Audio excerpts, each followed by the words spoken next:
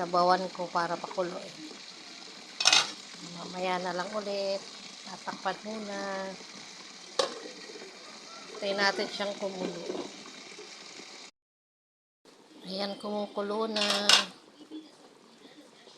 Lalagay ko na po ang sopas.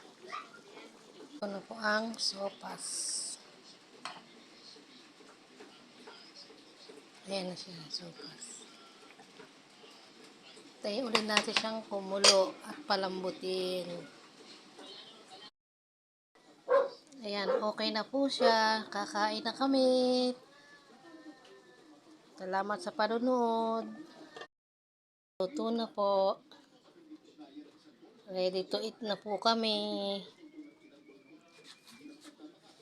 Yummy sopas. Thanks for watching.